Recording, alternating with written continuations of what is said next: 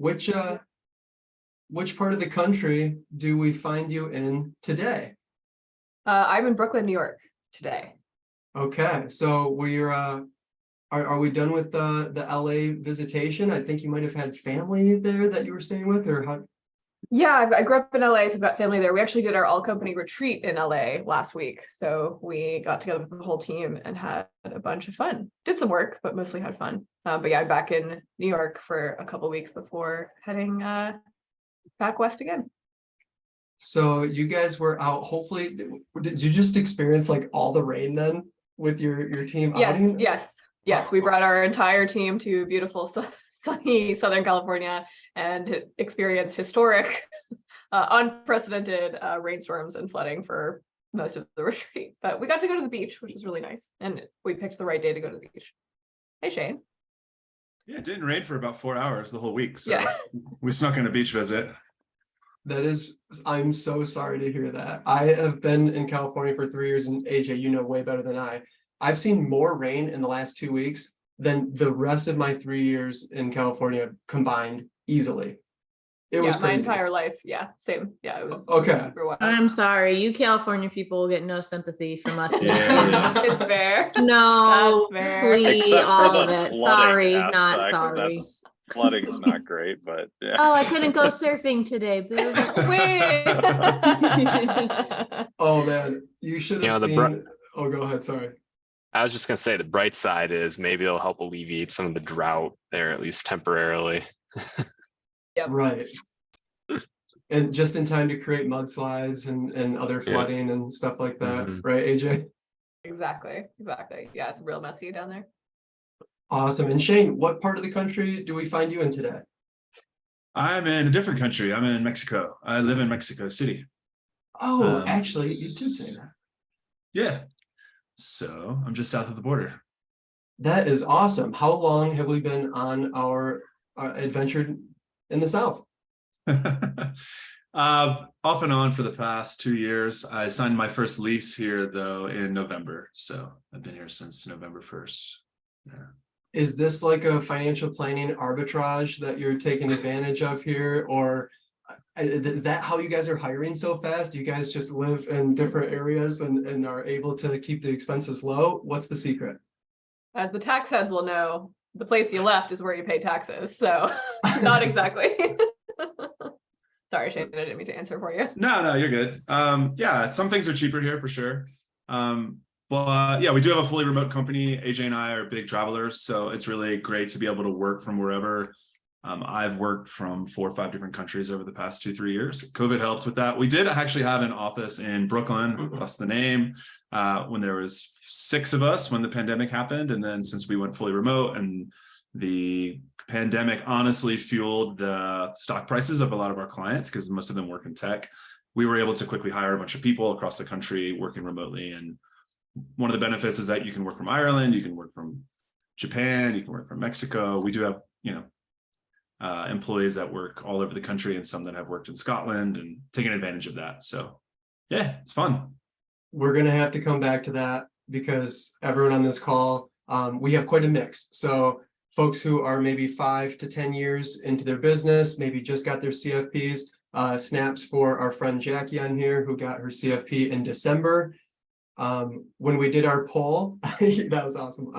We have basically everyone in here either has their CFP or just not yet. A few other professionals in the industry, allied professionals as we call them, also love joining the group or financial enthusiasts. But pretty much everyone here is either trying to get a job or they're in their first few years and navigating this whole financial planning space. You guys have gone out, started your own company, and I'm just going to quick share my screen here to give everyone just a quick intro of just how not Vanguard, Fidelity, T. Rowe Price, Prudential. I haven't looked at this in a while. It is awesome. And you go over to the team and I'm not seeing any suits or mahogany tables. What's going on? What's kind of the culture with the firm? And that's kind of just a loose introduction. But would love for you guys to kind of take it from there. AJ and Shane, welcome and thank you so much for being here. Yeah, happy to be here. I think one of the most important things to know about Shane and I is that we hadn't worked at REAs before we founded BKFi. Shane had lots of experience in the tax space. I had zero experience in the financial space whatsoever. I was a music journalist. So we really came together without any assumptions of what a firm should look like. So we built the firm that we thought we should be. We built the firm for people our age. We built the firm that we thought we saw a gap in the market. People needed really good financial advice. They were willing to pay for it, and they wanted to meet with someone who was close to their age, and someone who would really meet them where they are. So I think that really informed the culture of the firm. It was just, in the beginning, it was just the two of us trying to figure out what it was. Early adopters, early clients. Shane had a tax practice. A lot of those early tax clients were artists. They were musicians, they were writers, they were painters. So really building a firm to serve that niche was sort of our origin. We've since shifted. Colin, you alluded to our niche being, equity professionals, folks who work in tech who have stock options. So that was a shift we made about 3 years ago. And yeah, I think the culture of the firm, what's really cool about growing a firm is that the culture shifts and changes as you add really awesome people to that team. So what started as just the two of us, we've just had like a lot of net positive additions to that team. We've definitely grown up a little bit. We've hired people since then who have worked at REAs for more than 0 months. And every time we add someone, we get this great culture add, or this great, oh, wow, why haven't we done it that way? Well, we didn't know you were supposed to do it that way. So that's how our culture of the firm came to be. Anything to add, Shane? Yeah, I mean, culture-wise, our average client age is 36. By the way, good to see you, Colin. Thanks for having us. Absolutely. Good to see yeah. you guys too. Yeah. And yeah, culture-wise, our average client age is 36. And to AJ's point, the creative clients, they didn't really have the margins, frankly, that the tech clients had. And that's part of the reason why we shifted. We have a whole podcast really where we talked about that shift from artists into tech. I can go on about it for hours, but average client 36 to support that young age. Our clients are definitely Henrys. They're definitely making good money. Most of them are making multiple 6 figures, and they have equity compensation worth anywhere from 50,000 to over 50 million. But we try to reflect in our culture the type of people age-wise. So you'll see that a lot of our employees are quite young as well. They're quite diverse, just like our clients. So, and they're all over the country, so they bring all types of viewpoints. We learn a lot from everybody that we hire, really everyone that we interview. And it's always really fun to get everyone together for the retreats, because at karaoke, we get everything from karaoke to rap to System of a Down to you name it. It's coming up on the mic. That's awesome.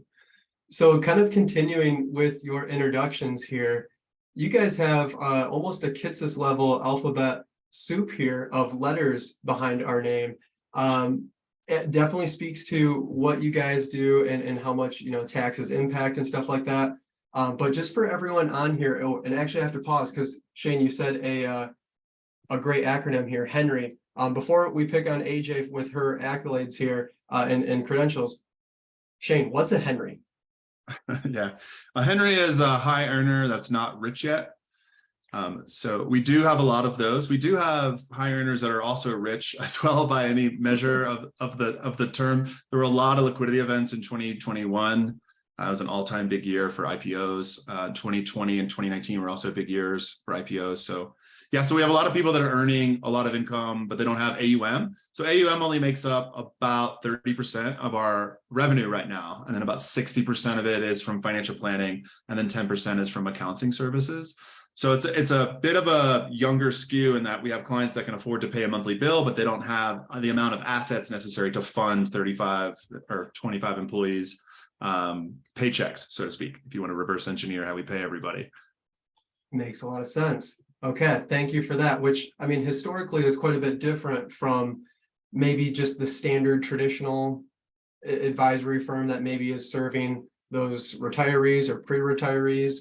I'm sure anyone that is starting to get jobs or maybe are just a few years into the business, you're probably thinking, wow, 37, that is a much different average client age than maybe the standard practice or traditional practice rather. So continuing on with the introductions, AJ, what is going on here? We've recognized this one right here, the CFP, but what other accolades do we have here? How has that education helped you? Which one, if someone's looking at this and is completely overwhelmed, where would you start? Well, yeah, the CFP, I think everyone on this call is familiar with. We're big fans of the CFP at Brooklyn FI. All of our planners have them. All of our associates are on track to get that designation. The CFP is where I learned most of what I know about financial planning, at least my foundation. EA, that's an enrolled agent. Maybe some of you are familiar with that. If you're thinking about expanding your tax knowledge or thinking about getting into tax preparation, I love the EA. I think it's a fantastic designation.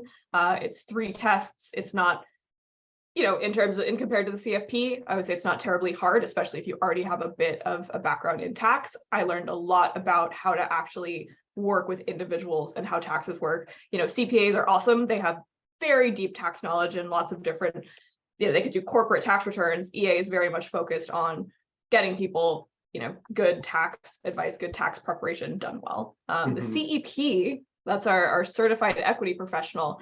That's very specific to the world of equity compensation. The CEP is it's a designation that I do not recommend anyone gets. It's completely overkill. It is a designation if you would like to be hired by a company like IBM to run their stock plan, to administer their stock plan to hundreds of thousands of employees or thousands of employees. So I was curious about it, so I went for it. If you are interested in equity compensation at all as a niche, you're interested in working with tech professionals, the CEP does have a level 1. It's called the ECA, the Equity Compensation Associate, which is kind of a really nice broad overview of securities laws. And so I do recommend that if you're interested in equity, you go ahead and snag that. I think Shane snagged that one. And we also, a lot of our financial planners have that designation as well. Yep, you get it through the Santa Clara University. So that's perfect. A fun one. Yeah. And then that last one, the RLP, that's a registered life planner. So how many of you are familiar with George Kinder and his 3 questions? Anyone? Yeah, cool. So Shane and I kind of had a life-changing experience. We actually got to go to George Kinder's house in Hawaii right before the pandemic, like 3 weeks before everything shut down, and realized that we were doing the right thing by running Brooklyn FI. So that was cool. But the RLP is really it's not just learning experience, it's a whole workshop to learn how to really talk to clients, how to understand what their hopes and dreams and goals are, and then build your financial plan around those life goals rather than start with the money and then ask them, what their goals are later. So RLP, definitely would recommend the meeting Kinder and taking at least one of his workshops. He really transformed the way that we talk to clients and really the way that we talk to prospects, really the way that that first connection you have with a potential client, listening to them, making sure that they have space to talk about, what they want, not just you telling them about your fabulous service model. That is awesome. I'm like already creating a new list of questions here that we're going to have to come back to.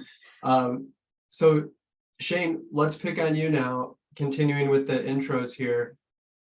What do some of these letters mean? Why do we have them? What would you recommend? What order do we kind of go in here? First of all, I'm upset you've got twice as many mutual connections with AJ as I do. I have to get back on LinkedIn. I love LinkedIn. Shane hates LinkedIn. Not as big of a LinkedIn fan.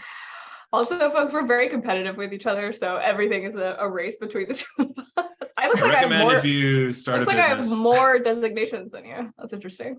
Some of mine aren't on here. That's why. Actually, yeah, one of mine isn't on here. The ECA isn't on here. AJ already mentioned the ECA though. And you can see over on the right side, some of our staff have that ECA as well. So John has it. Jason has it. Yeah, that's just like level 1 of the CEP. I recommend anybody that, just like AJ said, that really wants to get a really good grasp of the equity compensation space, not just as an advisor, but also thinking about what the people that are designing the plans and like really how they're built.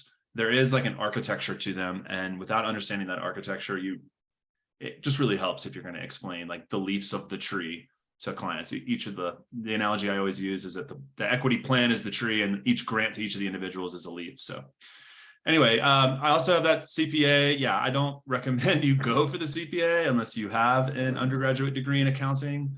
You do need a master's degree of some sort to get the CPA. And if you're not a tax person, then it's really overkill. And I would go with the EA that AJ got if you wanted to get serious about tax, or more serious about tax than you already are, because it's really helpful.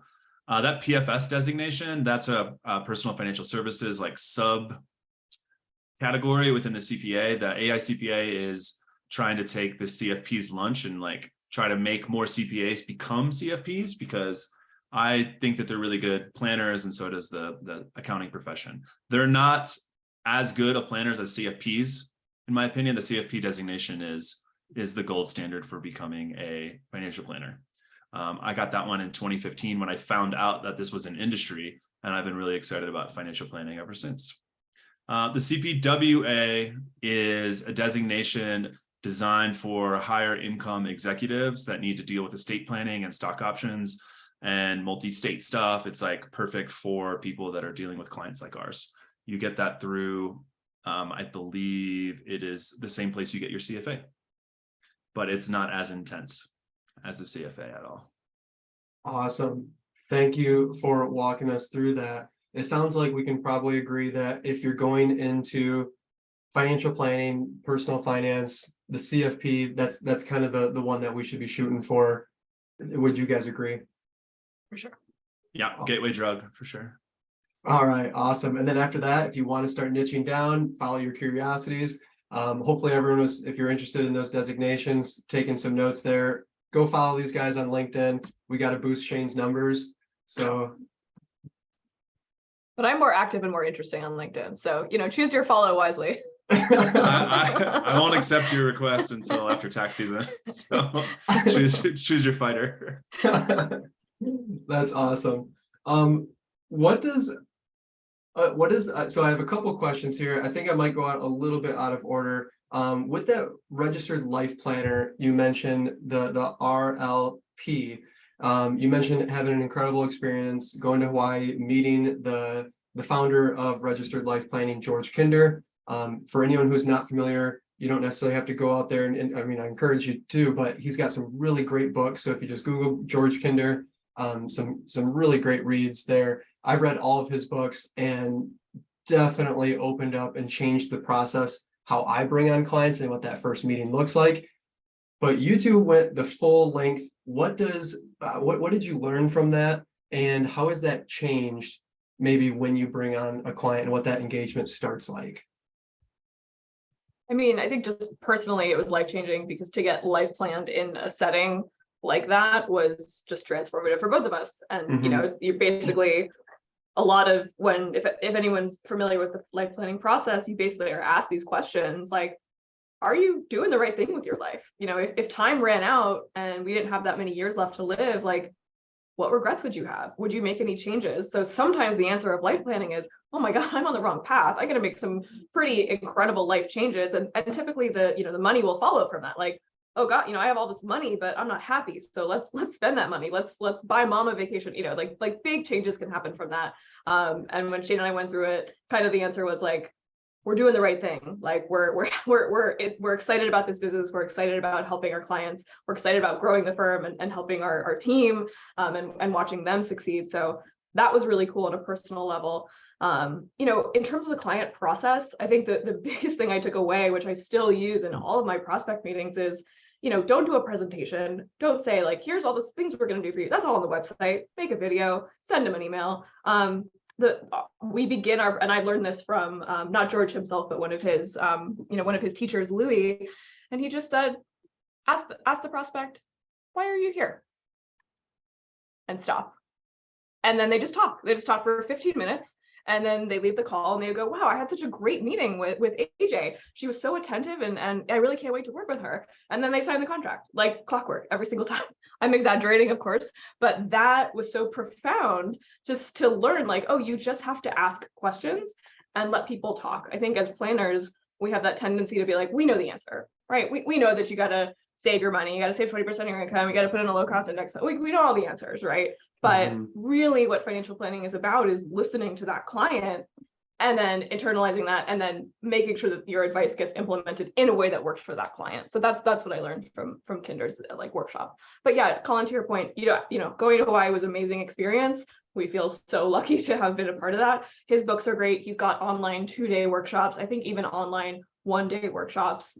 Just getting to be in his orbit is, you know, we sound like crazy disciples, but I really believe in the process. For either of you that remember, and I'm sure both of you do, maybe we'll pick on Shane. What are those questions? What are these like profound hidden questions? Yeah, they're actually not, I don't believe they're hidden. I think you can just Google them. But Sorry. I haven't asked the questions in a couple of years, so let me try to remember. So generally they are honing in on what you would regret if you had not done something in your life. And the reason that he asked these questions is because, to AJ's point, what she was saying is that most people don't know what their goals are. They're just goalless. They're not all type A financial planners that get things done and are goal oriented. So they have these financial problems and they've got obstacles that they need to explore with you. And a lot of exploring with them is just listening to them and saying things back to them and helping them answer their own questions. So George Kinder, he was a tax guy before he was a financial planner. And his background is that he worked with psychiatrists as his niche around the Harvard area. So back in the 70s, he was doing the taxes for all these psychiatrists, and he was going to all of their conferences and learning about psychiatry. So a lot of his inspiration for these questions comes from his background in therapy, and they're all based in the therapeutic background. So the 3 questions are all designed to intend to help somebody get their goals out of their head that they didn't even realize what they were. And then us as financial planners can help them achieve their goals by seeing those obstacles and having the client solve their own problems by just saying it out loud. Like, well, what would help you overcome that challenge? And then the client answers the questions for you. So you don't have to be a superhero. You just have to be a good listener. And to answer your question about the 3, which is very hard to do, by the way. But we get a lot of tears in the meetings with our clients when they finally get, especially between 2 spouses, where one person has never truly shared with their spouse like what their true goals are because they've never been able to get there. And then there's an objective third party in the room that can hear that. And then their spouse is crying. They're both crying. It's intense moments for sure. 3 questions. I believe they are, the first one is, sorry, long-winded way of answering your question. The first one is, if you went to your doctor and you only had a year, no, all right, AJ, you do it.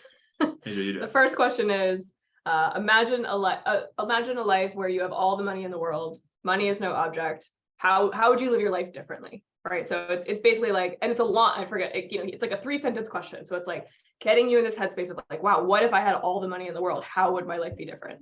Second question is, you go to your doctor, they tell you you have 5 to 10 years left to live. You have no notice of the moment of your death, but you know it's coming soon. How do you change your life? And then the third question is, you go back to your doctor, it says you have 1 day to live. Looking back on your life, what would you have changed? So it brings you on this journey of like, wow, like very positive, like, let me imagine, like it's very focused on the money, and then it becomes focused on time and time on this earth and time with people you love. So for our students out there, you're learning about the difference between Roth accounts and traditional accounts. Super important. AJ and Shane just told us one of the most important questions and conversations they have has nothing to do with that. In fact, you actually said that's not important. You should not be just flexing on all of your knowledge and information.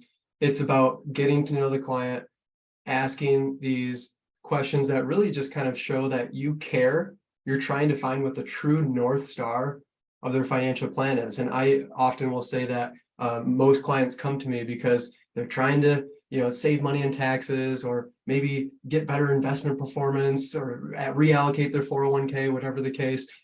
But I always try to pause and say, well, what if we find this newfound wealth and this new efficiency of wealth building? What are we going to do with that money? Like, what is the purpose of this? What can we actually high five about? Love that. Yeah, well said. There's a lot more to the industry, which is an awesome thing about being in the industry, is that it's a lifelong, it's like golf. Like, you can always get better. You can never master it. And you can do it until you die. Yeah. So true.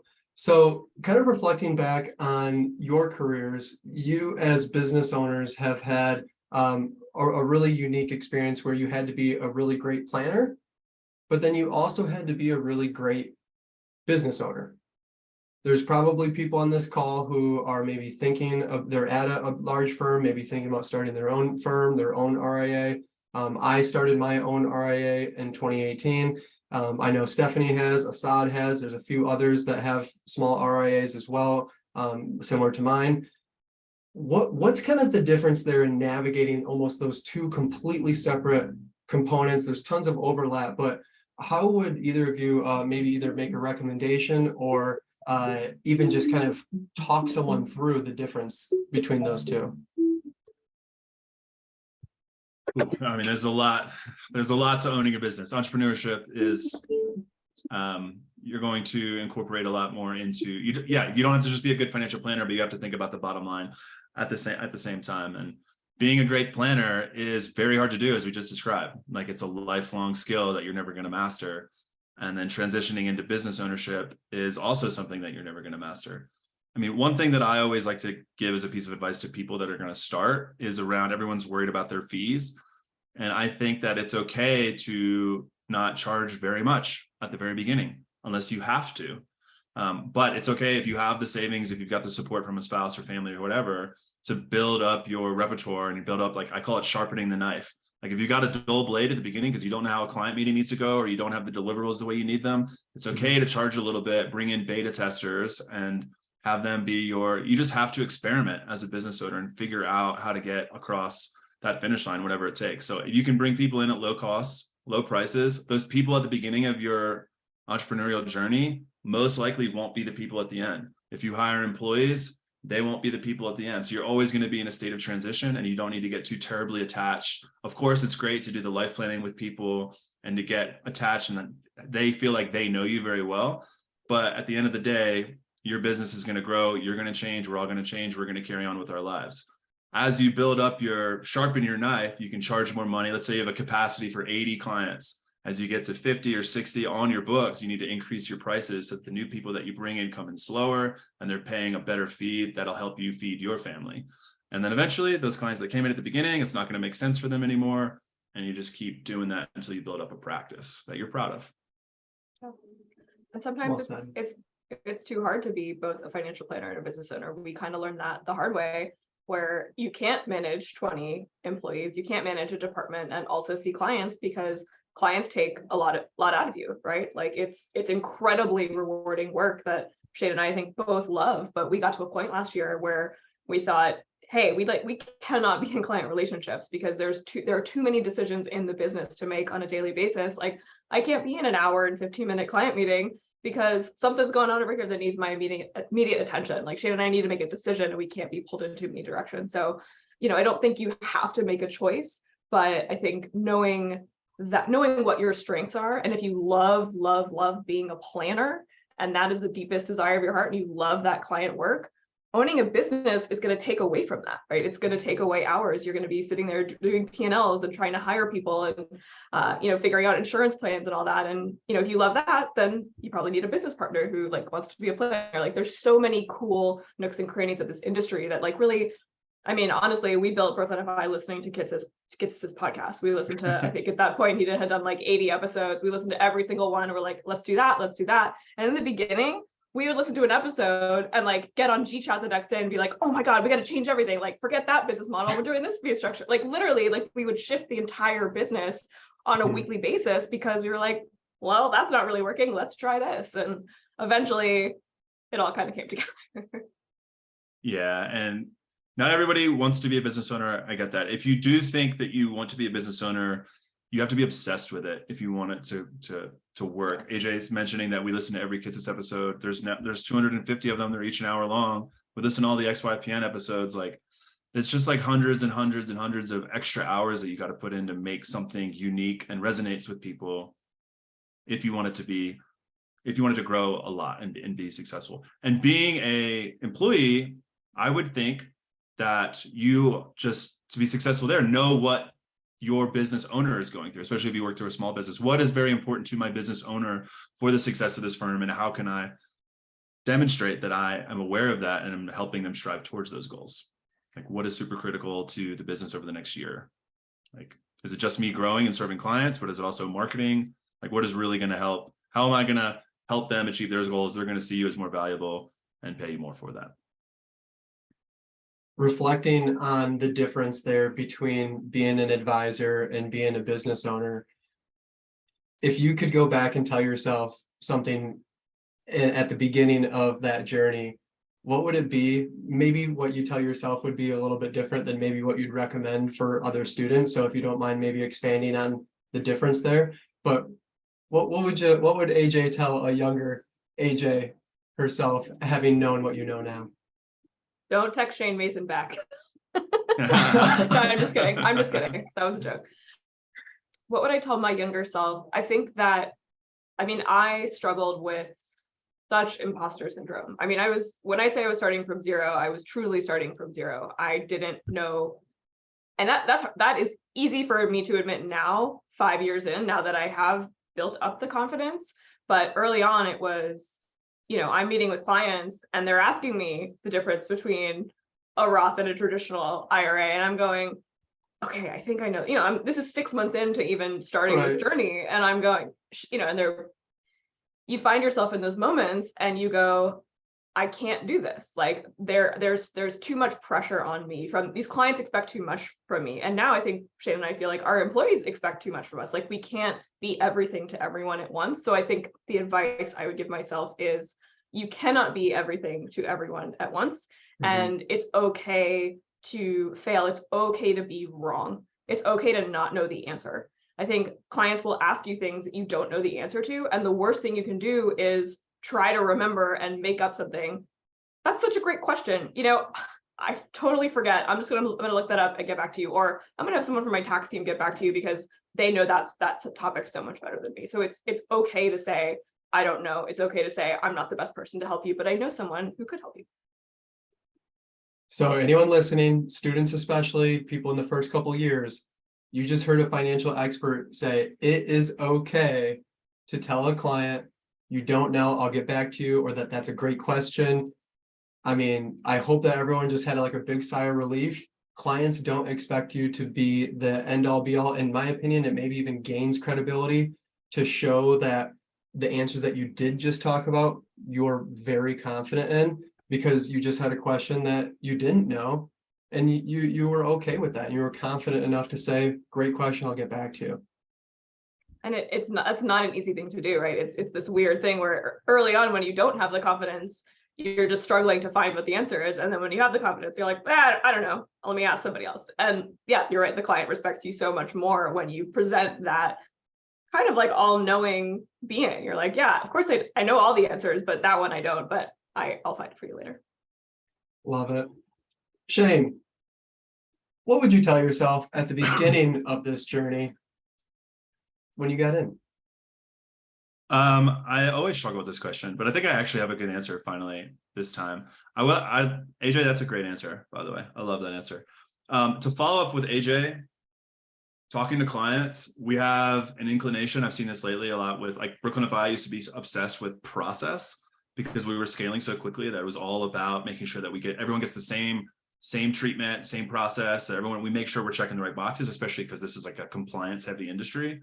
But I do feel like we don't call our clients enough, like giving them that white glove special touch. Like hearing somebody's voice is so, anyone that's received a text message that pissed them off before knows how easy it is to misinterpret written and text information. And miscommunication is so easy, especially if somebody's just waiting to hear bad news or just anticipating any negative news, especially in the tax space. It's very easy to piss people off. So calling people, having that human touch is what financial planning is all about. So I would encourage people, if you're ever got a client that you think could potentially hear something in a way that would piss them off, call that person. It's a little bit harder, but you get used to it, and it's a skill that you can develop, and it's super useful, and it's going to help you retain clients and grow assets and grow relationships. The other thing that I would tell myself if I was younger is that I worked at a Big Four accounting shop for 3 years at PwC, and I wanted to kill myself, and I hated it, and I had never discovered financial planning, and I left the industry for a year, and frankly just kind of wandered the earth for a little bit. I was bartending and like I was also sick family members and stuff, but I discovered financial planning, discovered working with individuals and like how much more impactful it is to help a person with their taxes or with financial issues as opposed to like a big company. And it's just much more fulfilling. So that's what I would tell myself as a 23-year-old young man. I think everyone here already knows that though, so that's not too helpful. Still a great answer. It's an honest answer. I have a question popped up here from Cody. Cody, you want to just hop off mute and just ask in the kind of in the sense of calling? Yeah. So one thing to know about Shane and AJ is, there's that Kitsis calls it like the crossroad that you get at. You're like, yeah, if you do launch a business, you start solo typically, right? In terms of, income. So you go from solo and you're like, do I want to become like a boutique, maybe like a few employees, or do I want to go enterprise and kind of like, shoot to the moon? And I know that Shane and AJ in the past, you've talked about you're competitive as well, right? So like you are trying to become an enterprise practice. So along with that, right, there's a lot of like designations in CE for being a financial planner, right? But when you're becoming a financial planner and becoming a financial advisor, and then going to build a business, like this question comes from my background. So I launched a firm and I was like, that's not enough for me. Like I'm always like going next vision wise. So now I own 4 companies and only one of them is an RA, right? But what I find is like, I find that it's difficult to like continue to increase your knowledge as a business owner, right? Whether through like masterminds, coaching, conferences, like how do you up your game as a business owner, not necessarily tied to being an advisor, but just in general, how do you up your levels on the business side? It's a great question. Honestly, this is a shitty answer, but books, like just reading every business book you can. Profit First was a book we read that taught us a way to look at income.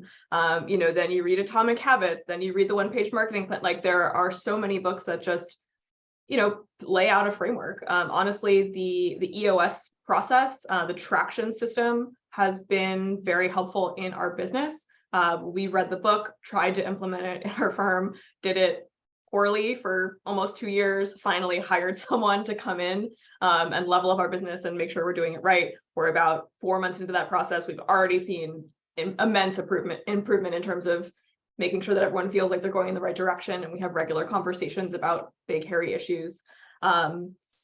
Business coaches, we've had business coaches since not day one, and on day one we couldn't afford business coaches, but once that revenue started coming in, we had kind of had like a wish list of like who we wanted to work with, and meeting, it's interesting because I want to say mentors, but and maybe Shane has a different answer, but I don't feel like we ever really found that mentor. We're still searching for that person, right? I think actually I have a few folks in the pipeline at the moment, but really thinking about like who's someone who's done this already and is 15-20 years ahead of us, and I think we were just so, honestly, Cody, just like so in it that it was like, we got to read this book, okay, let's change the business model, let's think about this, that it was just like absorbing as much as we possibly could. You mentioned conferences. Love conferences, just meeting people face to face. You never know who you're going to meet at a conference.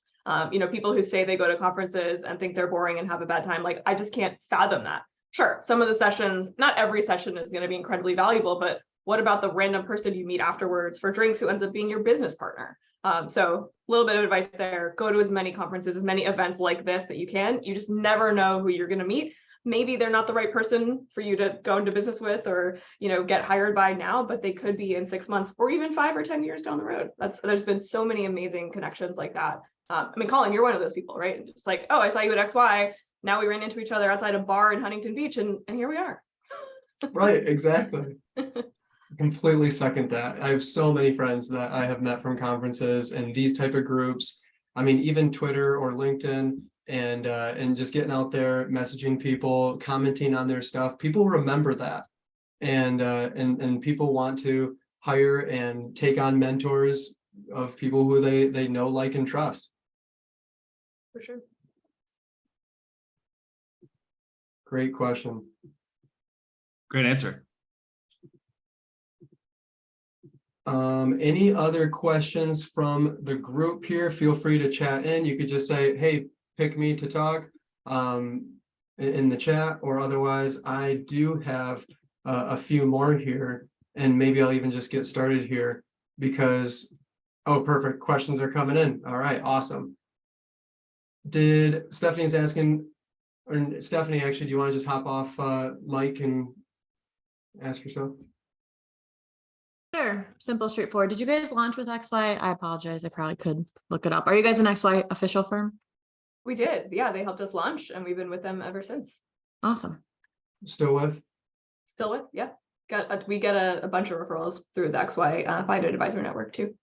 Awesome. And Lillian, feel free to jump in. Yeah, hi. Thank you both for being here. Also work at an RIA and we do a monthly subscription model, and it's really hard to figure out how to come up with pricing. And I was looking at your website and I love the toggle feature where you can add on different things like equity comp or tax issues. Where did you start? And then how did that evolve into where you are now with your pricing model? We used to have a 1% of income and a 0.5% of net worth model back in the day when we first got started. And we probably stole that from some other XY firm, like we stole everything at the beginning when we were getting off the ground. Borrowed, mimicked. Sure. And we've just ran into a lot of problems with that one, in that like what the definition of income is tough because our clients would go through a liquidity event, right? Like if they were making 150,000, but like at the end, in a couple of months, we knew that they were going to make $3 million from all of their non-qualified options vesting in 1 month. So like, do we include that in that calculation? And does that run forever? And we also would do the 0.5% of net worth calculation. And we would present the fee to the client and we would get pushback and they would say, oh, don't include my house in that calculation because you're not going to do any advising on my house. And then of course, 2 months later, we're like getting a HELOC for them and using that HELOC to buy options or whatever. So it's like, okay, well, actually, so we've changed our pricing model probably 25 times as well, by the way. We had a conversation about changing it just a few hours ago. 2-hour meeting about it just today. So whatever you have is probably going to change a lot in the future. One thing that I would suggest, especially given 2022, is that you can implement negative consent to increase fees given inflation. So if you never have the ability to increase fees without having a conversation with the client, you get a lot of pressure. You have a downward pressure on your pricing. And in light of inflation, that's not ideal. So that's something I would try to implement if you don't have that already. Shane, I liked how you mentioned, just piggybacking on that at the top of the call earlier, that you don't necessarily think that it's bad to charge a lower price when you first get started. And it's funny because we are big fans of XYPN and Michael Kitces, et cetera. And a lot of times they'll say, you know, in their research, people are always increasing fees. So just start out whatever fee you think you're going to charge, just double it and see what happens.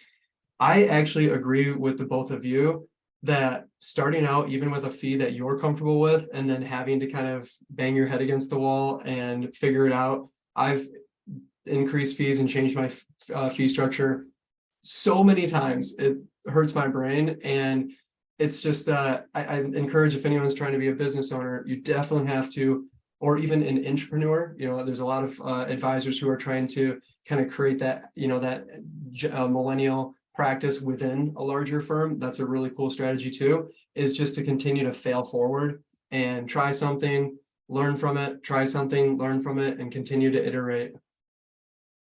You'll build confidence as you do more and more of that work as well. So, and if you get a full book of business at too low of a fee, you can always double your fees, lose half your clients, have the same amount of revenue, half as many clients.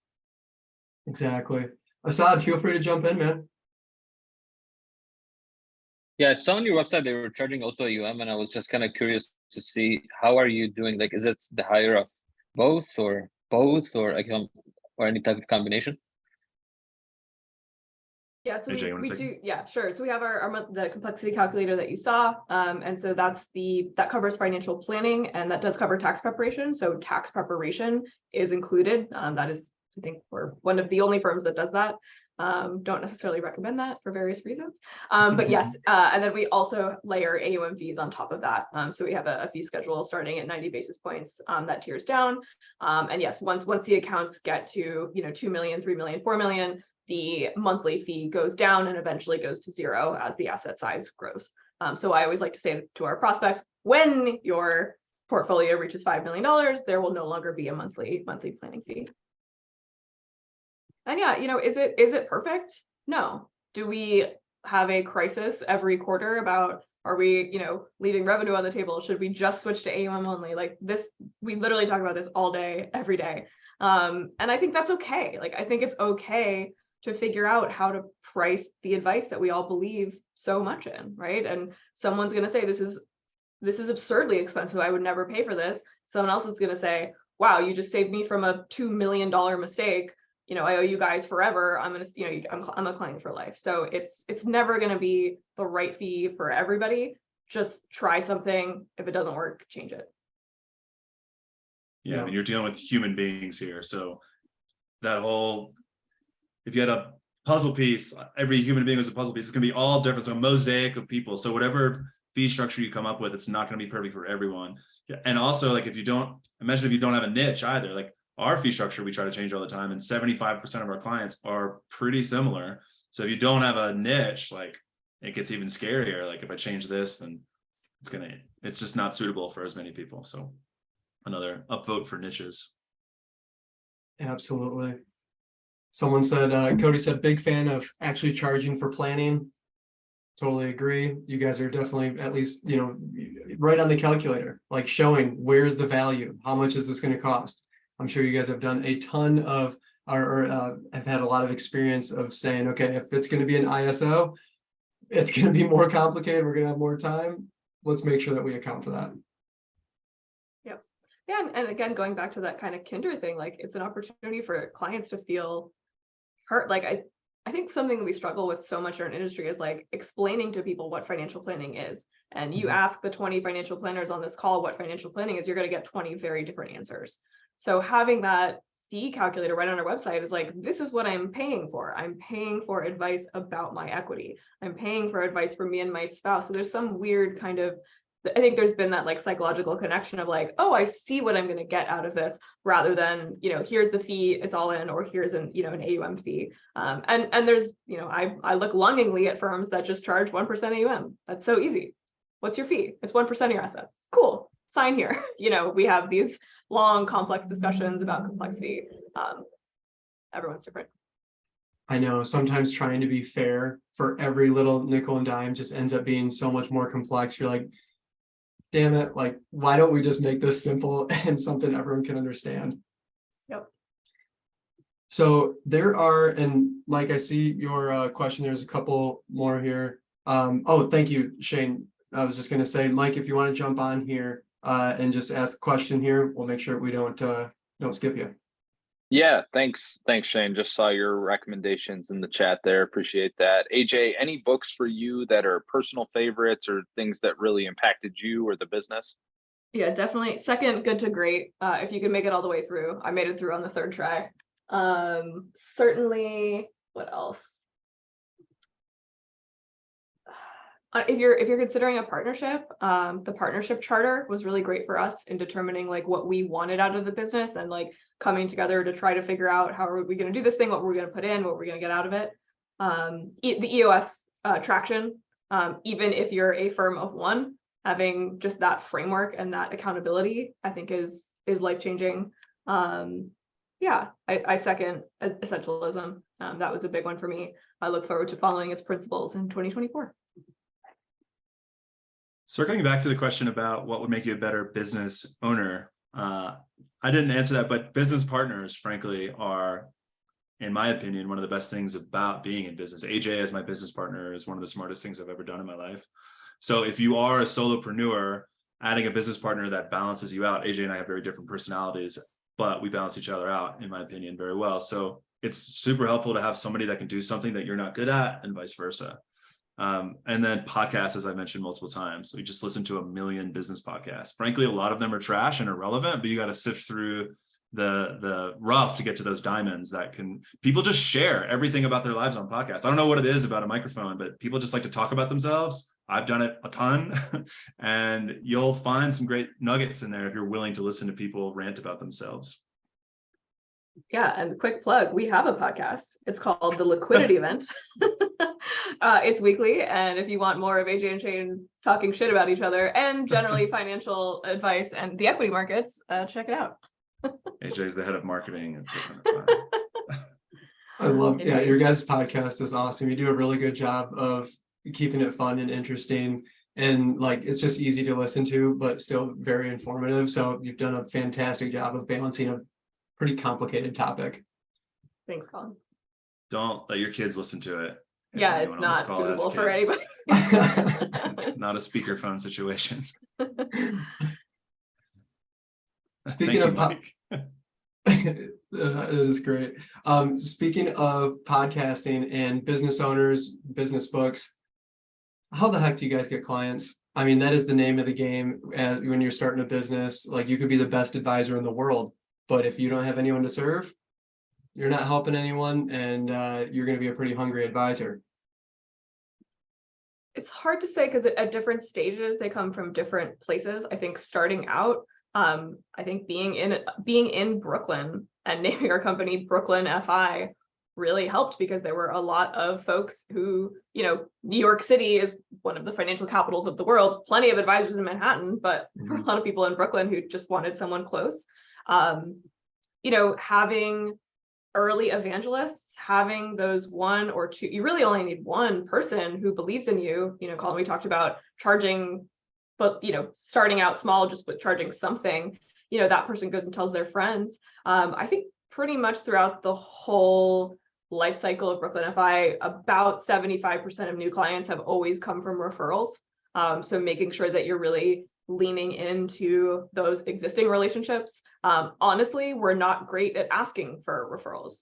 We could be better at that. That's something that's on our roadmap for this year, is how do we nurture, we know the clients that really believe in Brooklyn FI. How do we kind of gently encourage them without being too salesy to say, hey, send us your friends. You know, with our niche, it's kind of the same thing, like finding that evangelist, encouraging them, like, hey, did you have a good experience with us? Well, your company is going public in 6 months. Like, maybe you have other colleagues who, you know, also might need some help. Yeah, I look forward to learning about SEO and marketing in the future. But right now it's mostly client referrals. Awesome. Shane, anything you want to add to how in the world do clients come in the door?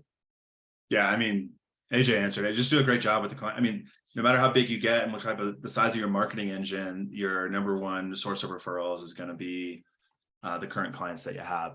And if you have a niche, so boring to keep saying this, but if you have a niche and that's clear on your website, and you're like, so what happens with us is we get a client at a company, they have a great experience with us in the first 6 weeks of a relationship. They go in their Slack channels at their tech company and they say, somebody has asked about a financial planner, and they plug us because they like the relationship, because we've done a good job. We know their company inside and out. And then they come to our website and it's all about equity comp. It's all about tech professionals. And they're like, oh, okay, well, this person trusts them. And it also looks like it resonates with me. And they book a discovery call. And yeah. You guys do an incredible job just portraying who you are, what you do. You go to the website and you just immediately know, like, okay, this is either for you or it's not. And sometimes finding who is not a great fit for you is just as important as finding who is. So I know I struggled with that. I did not niche down for a very, very long time and still even struggle with that, like just wanting to work with anyone who could fog a mirror. And that's really cool that you pretty much just started right there. And it seems like you would recommend people to try to find that niche and who they're trying to serve, or I guess maybe AJ, I wouldn't saw quite you. say that. Okay, yeah. I think in the beginning we definitely struggled with that in the same way. I think everyone struggles with that. I mean, I know that there are successful firms that say from day one we are helping this specific career type in this area, whatever. Yeah, exactly. No, early on we had like creatives kind of, but we had doctors, we had lawyers, we had folks who were not great fits for us, and we tried to serve them. And you know, once we kind of moved into equity, which happened kind of naturally, we had this weird phenomenon where a lot of our artist clients would be like, hey, you know, my husband just got hired at Google, has got this like weird thing called stock options. Do you guys know what those are? And we're like, Yes, well, we do. So that was sort of how the natural shift came over from creatives to equity. Awesome. Yeah. And it's really painful when you have shifted, like you realize you have chosen the wrong client to have a seat on the bus. Yeah. And it's AJ and I, some of our earliest like business nightmares comes from those people that should have never been on the bus, and their reaction to our firm shifting in a different direction. It has to happen. Like there's a lot of pain in the beginning of business ownership, like a lot. You don't even know what you're going to be like. The winds are going to shift, and Yeah. you just got to be able to roll with that and have thick skin. Yeah, I mean, if you ask me like kind of like first thing in the morning, like how many years have you been in business? I'd be like 18 months, you know, like it goes by so quickly, and you kind of just like delete out you honestly kind of delete out the highs and the lows, and you have to just be solving so many problems all the time that it just kind of the time compresses. You know, we're going to celebrate our 5-year anniversary. We started in 2018 this April, and like that is just wild to me. I still can't believe it. It's amazing. And Cody, in that, oh, go ahead. I'm sorry. In Go that ahead. vein, yeah, sorry, Colin, but I think Jared asked a question that we accidentally missed, kind of around niches. And I just wanted to circle back to that because AJ just kind of spoke about it. Oh yeah. So we had a lot of people come to us from Spotify before they went public. And they had incentive stock options, which are a really tax heavy issue. And a lot of stock option equity comp is a tax heavy problem. So us having a tax heavy background, it just like was easier for us to answer those questions than your average advisor. So we just found ourselves like doing a lot of hourly equity comp stuff. And then we were looking at artists versus these tax professionals. A lot of the artists get emotional in the meetings and they don't have as much money to pay us. And like our tech professionals like had too much money and not enough time. And they were just like, just figure this out for me, please. And AJ and I were like, all right, who do we want to work with? And we ended up deciding on, we still have about 20% of our clients are within the creative space. But because that's who our friends are as well. Like that's who we roll with. Like those are our people. So yeah, I'm I just wanted to still answer the that. only financial planner accountant in my entire friend group, outside of people that I've met who are financial planners who I now, you know, consider some of my best friends. Hey, AJ, I was a professional musician, so hey. Hey, yeah, as you can see, I like music. Cody, feel free to grab the mic. You had a couple good questions, and very sorry, Jared. Yeah. We're flying through, and I did not see the question there. Oh, is there another one? Nope, that was it. Okay, Shane nailed it for me. Oh, good. The more important question, this is really powerful to me. I think I talk with every client about it. I ask them like, how do you invest financially and with your time and energy and your physical and mental health? So I want to ask, like, as you talked about, like you're always like, sometimes it's hard to be proactive and you feel like you're reactive all the time. So how do you balance your intentionality in physical and mental health and not just on the financial side of running a business? I call them my care team. I have my therapist, my personal trainer, my masseuse who I see once every 8 weeks, and then a bunch of doctors because I have a whole bunch of health problems. And yeah, I do invest a lot in physical and mental health because you have to as a business owner. As a business owner, unfortunately, in those early years when there maybe isn't a lot of free cash flow, you have to find alternatives because it is quite expensive to pay people to keep you alive. But yeah, I think that's so important, and that's such a great question that I think we're starting to ask it more. We're starting to focus on it more. And whether I imagine most people on this call are not on the trading floor in these high stress investment banking jobs, but it's still very stressful. We're still helping clients make big decisions. I imagine a lot of us are trading. That is stressful. I remember that first time I hit that button, I was like, oh my God, like you are in control, and like you need a place to decompress. You need a place to recharge and get that energy, because you can't be there for clients if you're depleted. I also want to add, like, financial planning, if you do it, especially life planning, like if you're doing real financial planning, like you become a therapist in a way. And, as you know, therapists need therapists. So I would encourage anybody, if you don't already have a therapist, like we're just saying, like, don't feel weird about doing that, because it's going to be it's going to be worth the investment for sure. Absolutely. Yeah. And I think that goes across the board for clients too, like Cody, to your point, like, yeah, turn that question around. Like, what do you want to spend your money on? Hey, client, you seem a little stressed out. I'm going to give you some financial advice, which is, yeah, take care of your physical and mental health. so you can keep working to reach your goals. My care team is tequila, gin. Okay, here we go. Anyways, thank you so much. Thanks for Mexico stopping City. in, guys. Right. No, AJ does have an amazing care team. I'm always amazed at how many self-care things she can squeeze into her already super packed day. She's very takes care of herself but very yes. well. but you know, it took me a long time to get here. That was a recent change, right? It took 4.5 years of self-doubt and self-loathing and being tired and exhausted and overstretched all the time to say, hey, I need some help here. Also, you know, having a partner, you know, having a life partner who is also supportive of you, you know, can be what will make or break you, you know. So just making sure that if you're on this journey, you know, you have some, you know, someone who's there to support you, whether it's a friend, a parent, or a partner. Yeah, Yeah, Jamie, and- that's a great point. You're not squeezing it in. You know, it's good to, Yeah. you know, you got to take care of yourself, whatever that looks like. Everyone's different. Yeah, I mean, some people like to imagine entrepreneurship is like pulling your wealth future forward by like adding like enterprise value to a company, like because you're building a business, you're putting all that work in. But like if you don't, not only does it pull the future forward in terms of wealth, but your age, like you're gonna age faster as well. Like I think the last 5 years, because of all the work we put into it, have definitely aged me a lot more than the normal typical 5 years of work-life balance. So like if you're gonna do it, you have to be familiar with the downsides in that regard as well. For sure. One thing I know we're at time here. Is that okay if we go like 5 minutes long? Fine. Yeah. Awesome. So a I lot might of need people, another spindrift, but you're sure that's fine. Hey, LaCroix, baby. Let's Yeah. go. I'm right there.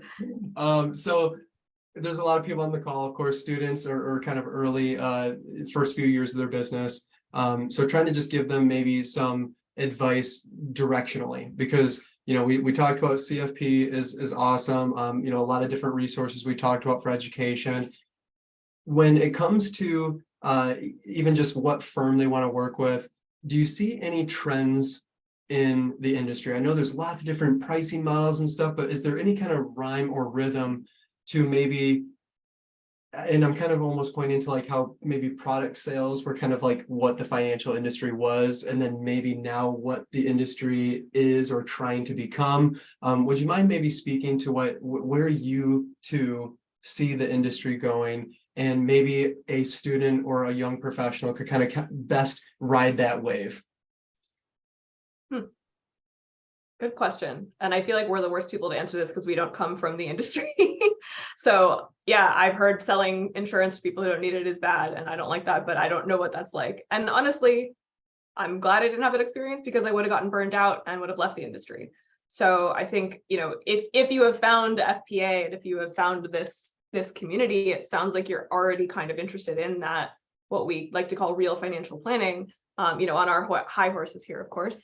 And I think, you know, in terms of industry trends, I think there are a lot more smaller RIAs where there's a 1 or 2 planners, or, you know, a team of planners who are looking for that next associate. You're probably going to work a lot harder than you would at a big firm where you get handed a book of business or you're selling products. Like, be prepared to work harder, to be hungrier, to impress this person who might make you a financial planner 3 times or 4 times faster than you would at, let's say, going to work at, you know, a Morgan Stanley or a place like that. So, you know, I think you've already sort of self-selected by attending this meeting, that you're interested in this type of, you know, human first, client intense relationship planning. And I do think there are more and more opportunities for that.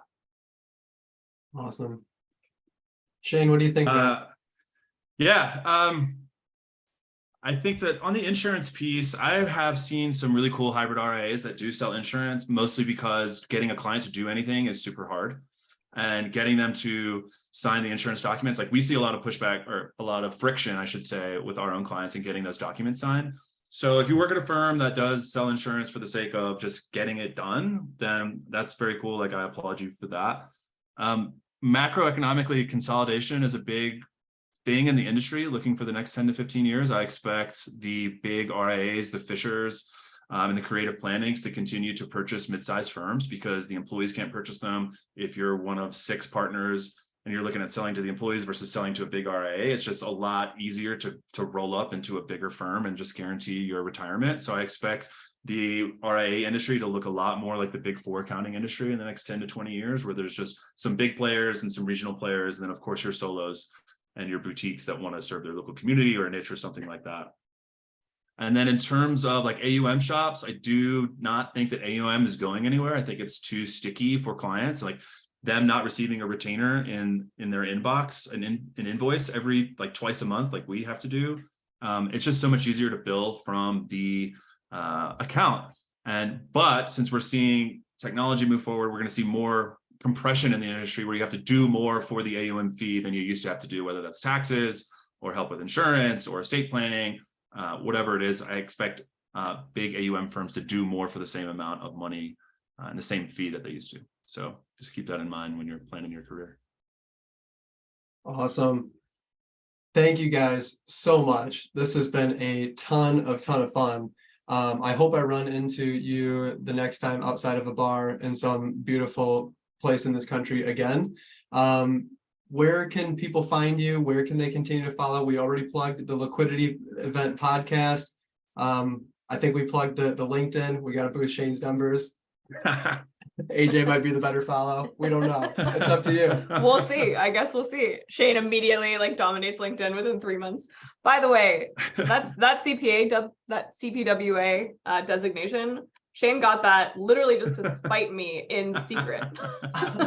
You didn't even tell her you were working on it? I No, hid he it from the didn't. credit card bill and studied in secret and then just threw it on the LinkedIn to see if she'd notice. You guys are freaking hilarious. Well, to the rest of the team here, our next event is going to be, we do this every other month, so it's going to be Thursday, March 16th. So hope to see everyone there. And AJ and Shane, where are we going to bump shoulders again, by the way? Are you guys going to any podcast or any conferences coming up here? We're AJ speaking at a personal financial planning AICPA thing in Austin next week. I'll be there. We're going to Engage nice. in Las Vegas. We're both speaking there in June. We're Okay. going to go to Future Proof. We're going to speak at Future Proof in Huntington Beach Huntington. Yep. in September, October. Nice. We will go to other Probably stuff too. XY always. Yeah. We always go to XYPN as well. Are they in Denver again? I know it was like the last couple of years. No, of I the think they're in switching. Atlanta this year. Okay. Awesome. Yeah. Awesome. Yeah. Right? Atlanta. Yeah. Yeah, in Atlanta. We'll probably see you at XY and probably Future Proof. And the other ones, best of luck at those speaking engagements. I hope everyone learns as much as they did in today's get together. Yeah. If you guys see us in person, come say hi. Don't be shy. We love talking with folks. Cool. Thank you so much. And thanks everyone for attending. We will see you. Yeah, thanks for In the great March. questions. Take Thanks, care. guys. Bye. Bye-bye.